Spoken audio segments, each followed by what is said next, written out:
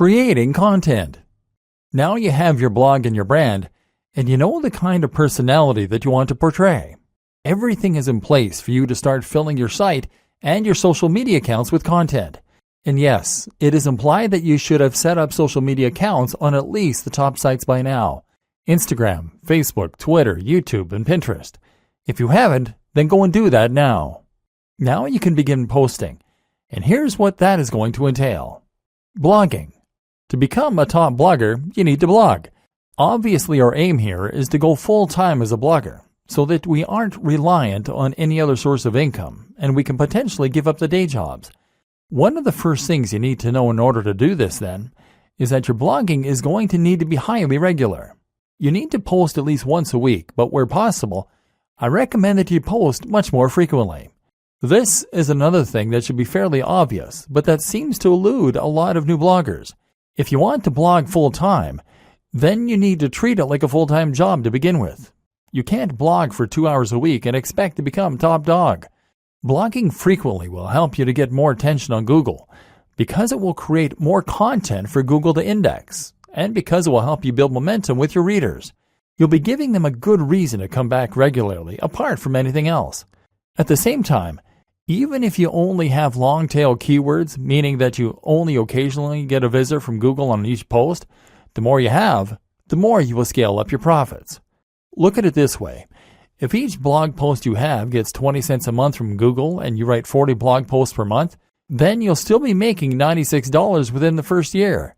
Fortunately, the nature of Google and blogging in general is such that things like this tend to snowball. The more people read your site, the more you'll get shared, and the more additional people will come to your site. So the more content you write, the better. Only problem is that it takes a lot of time to write content, and when you start out, you'll probably be trying to fit this in around your other daily activities. That's why I highly recommend that you consider using somewhat smaller articles for the most part. Make these around 700 to 800 words, and that way you can more realistically manage to write several a week. You can even write these at the start of the week in order to make sure you have a batch ready to go. That said, there are a lot of positives for writing long-form content, which Google is a big fan of. Long-form content is anything 1,500 words or longer, with lots of links and with lots of images, etc. These types of posts can become resources, meaning that Google will feature them more prominently, and meaning that your readers might share them as useful tools to illustrate a point, or bring someone up to speed on a subject as part of a discussion. Ideally, then, you will intersperse your lighter posts with a couple of mega posts to keep your site more varied, and to give yourself the best of both worlds. Ideally, posting 3 shorter posts a week and 1 longer post would be an excellent place to start. What to write? Okay, so the next question is, what should you be writing? This is going to depend on the nature of your site and the niche, of course. But some things that will be true regardless of your topic are, it should be written in a colloquial, friendly manner that is easy to read. It should provide value to the reader. It should be unique, exciting, and engaging. Again, stay away from things that are generic, and instead only write topics that are exciting, new, and original. For instance, you might find a way to combine 2 different subjects in a unique and interesting way. What footballers can learn from martial arts. Or you might just dive deeper into a subject than most people do. The psychology of gardening. Why is it so addicting? Again, stay away from the generic stuff. You want your content to be so unique and exciting that when someone sees the title, they feel compelled to read it.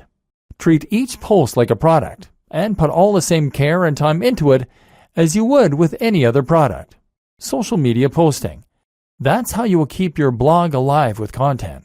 So now what about your social media? How will you fill this with interesting new posts and make sure that the people want to keep reading? The first thing to consider is that once again, your content needs to be regular. There is nothing worse than a completely dead social media page, and this will absolutely drive people away from your brand. A tip to help you keep the content flowing is to write posts in advance and schedule them using a tool like Buffer, as well as to consider creating synergy between your social media accounts with a tool like IFTTT.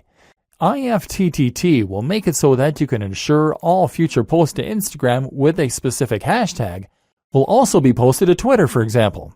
thereby ensuring a steady flow of content on both channels, even though you're only creating media for one of them. If you are creating a personal brand, then this allows you to post about your day, and hopefully you'll find that inspiration strikes regarding when you can post and what you can say. Using your mobile phone will help a lot here, as you always have them on us, and so it should be easy to pull them out to snap a photo of your workout, of what we're eating, or of where we're traveling.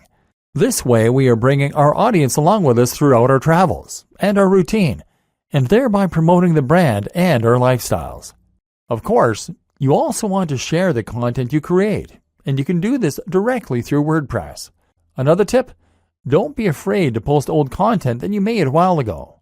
This is a great way to get people to see posts they might have missed, and to make more use from your evergreen posts. This is also something to keep in mind when you're posting seemingly into the void and no one is reading your work.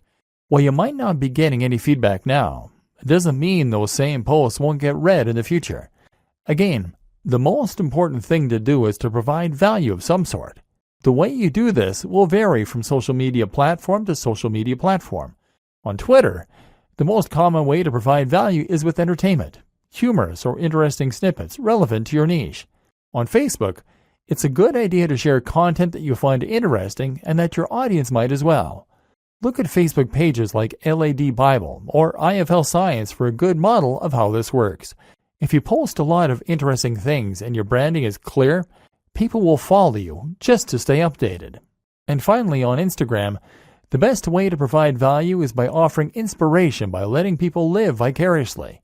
This is why people like to see pictures of people doing yoga against sunrises on the beach, or working in cafes in suits. Is it narcissistic? Maybe, but it's what people want to see, and it can work wonders for your brand.